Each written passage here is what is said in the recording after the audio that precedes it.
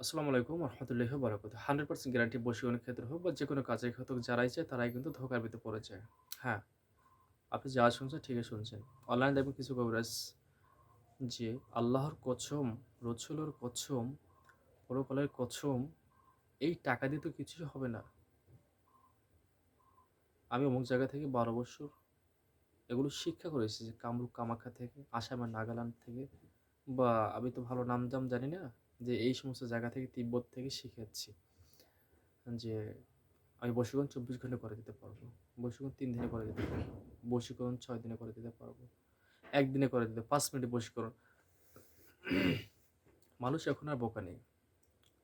আর নতুন যারা অনলাইনে আসে, এসেই যখনই দেখে এই সমস্ত তন্ত্র-মন্ত্র, তাবিজ-কবজ বিভিন্ন কিছু টাল করা, মাথার খুলি, লাল কাপড় দিয়ে কোনো একটা রুম পেঁচিয়ে তারপর সেখানে বসে তন্ত্র-মন্ত্র চালায়, কুফরি কালাম বিদ্যা চালায়।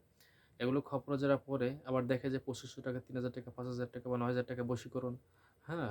তো হুজুর দিয়ে ৩ দিনে করে দিবে। সে কিন্তু একটা ভরসা পায়। দেখেন ভালোমতো সে কোথায় ধোঁকাটা খেলো। সে এই যে ভরসাটা সে পেল যে ৩ দিনে আমার বশীকরণ করে দিয়ে ৭ দিনে করে দিবে। আমি টাকাও দিব, ৭ দিনে হয়ে যাবে। হ্যাঁ? তারপর করে কি? যখন কাজ হয় না তখন কি করে? ফোনটা বন্ধ করে রাখে। কিন্তু ওই নাম্বারে তাদের কিন্তু বিকাশ করা। ভালোমতো বুঝছেন। টাকাটা নেওয়ার পরে তারপর মাত্র কাজ করে দিচ্ছি। এখন কাজ হয় না আমি কি করব? তারপরে এই সমস্ত এই মরক্ষ রোগী, এই যে খাল দিয়ে কিছু ওই যে মরক যায় না? এগুলো হচ্ছে মরক্ষ রোগী। এই সমস্ত রোগী তো আমাদের ঘাটে আসে। এভাবে মানে এভাবে করে কি এদের এই দুর্গন্ধে এদের দুর্গন্ধে আমরা ওদিকে ফিরেও তাকাই না। এগুলোর নাম দিচ্ছি মরক্খর। এই যে কুকুর যেমন এই কিছু কুকুর দেখবেন যে খাল দিয়ে যখন এই যে মরা গরু বা মরা কিছু ভেসে যায়, তখন দেখবেন যে খালের এই সাইড দিয়ে দৌড়ায়। কথা বুঝছেন? মানে ও ওটাকে কিভাবে ধরবে? যখন ও কিনারে আসে তখন ২ পা একটু মাটির একটু পানির ভিতরে নামায়। আবার যখন দেখে যে আবার একটু মরা যে গরুটা এভাবে খালের ভিতরে দিয়ে আবার একটু মাঝে চলে গেছে তখন আবার কি ওর পিছ হাঁটতে ঢাকা থেকে যে বরিশাল চলে আসলো, ওর কিন্তু সে খেয়াল নেই। কথা কি বুঝাতে পারছি? এরকম কিছু মরক্ষ্যর রোগী আছে, আর কিছু ভাই মরক্ষ্যর কিছু ওই কবিরাজ আছে অনলাইনে। কথা বুঝছেন? ৳২০০-৫,০০০ এই কাজবাজ করে কাজবাজ তো পারেই না, জানেই না। এদের কাছে কি ওয়ারেন্টি আছে, কি গ্যারান্টি আছে? এই গ্যারান্টি ওয়ারেন্টি দিয়ে রোগীকে বেঁধে রাখে। রোগী তো আশ্বাস পায়, "আরে সর্বনাশ! এই বাবাই আমাকে এতদিনের ভিতরে কাজ করে ৭ দিনের ভিতরে বশীকরণ করে দেবে, টাকায় করে দিবে।" টাকা দ্বারা কখনো সব সমস্যার সমাধান করা হয় না বা যায় না। যদি তাই হতো তাহলে মৃত্যুশয্যায় বড়, বড় কোটিপতিরা শুয়ে রয়েছে। আল্লাহকে ওরকম ২০-৫০,০০০ কোটি টাকা ঘুষ দিয়ে জীবন ফিরিয়ে নিত। কথা বুঝাতে পারছি? একটা কথা মাথায় রাখবেন, যাহা কিছু হয় জগতে আল্লাহ পাকের তরফ থেকে। ভালোটা আল্লাহ পাকের তরফ থেকে। আর মন্দ যাহা কিছু ঘটে সেগুলো আমাদের ২ হাতের কামাই। এগুলো আমাদের নফসের অর্জন। কথা কি বোঝাতে পারছি? এগুলো আমাদের নফসের অর্জন। এগুলো আমাদের কৃতকর্মের ফল। অতএব ভালোটা করার চেষ্টা করুন। বশীকরণ বলেন, মানুষকে জিন ছাড়া বলেন বা যাহা কিছু রুকিয়ে যাহা কিছু বলেন, এগুলো হলো একটু সময় সাপেক্ষ ব্যাপার এবং বেশ টার্গেটের ব্যাপার এবং এগুলো হলো ব্যয়বহুল বিষয়। আর তবে যারা রাকিদের উদ্দেশ্য করে বিশেষকৃত কথা যে এই যে যারা রাক্কিগিরি করেন, যারা মনে করেন যে কোরআন পড়লেই ঝাড়ফুঁক করলে বিশাল কিছু হয়ে গেলাম। শুধু যারা ঝাড়ফুঁক করে এগুলো হলো জাহেল। এদের কোনো জ্ঞান নেই।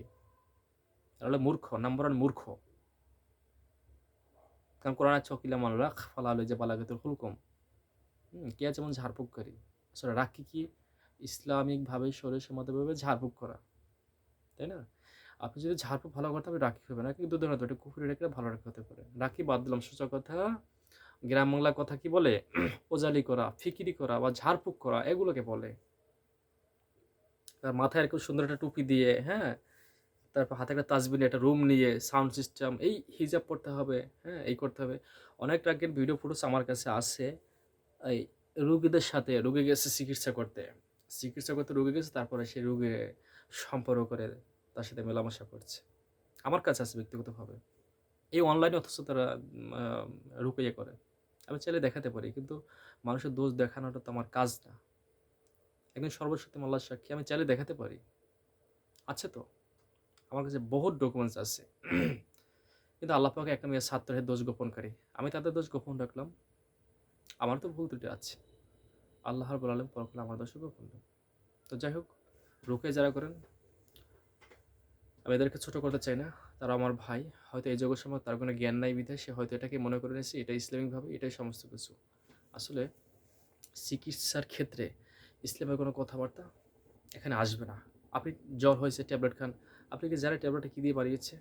আপনার ভিতরে একটা ইনজেকশন পুশ করা হলো। সাপোজ ক্যান্সারের জন্য বা আপনার ভিতরে এইচবিএস রোগ হলো বা আপনার ধরেন হেপাটাইটিস বি রোগ হলো, এখন এই ইনজেকশনটা কী দিয়ে বাঁচে আপনি কি জানেন?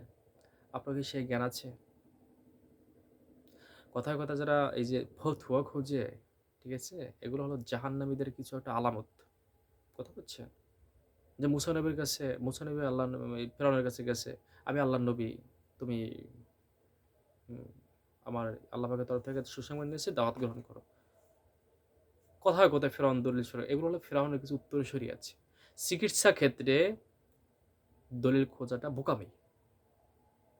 আপনার তবে সুস্থতা, এটা দিবে আল্লাহ পাক। আপনি আপনার জায়গায় যদি মনে করেন আমি শ্রেষ্ঠ, ঠিক আছে? তাহলে আপনি হলো পৃথিবীর বড় বেকুব। অর্থাৎ জন্মলগ্ন যে কিছু আছে না? যে বুদ্ধি প্রতিবন্ধী না কি বলে এটাকে? আপনার অবস্থা হলো এগুলো। যাই হোক, এগুলো বলে মানুষকে ছোট করতে চাই না। জ্ঞান অর্জন করুন। দোলনা থেকে কবর পর্যন্ত বিদ্যা অর্জন করুন।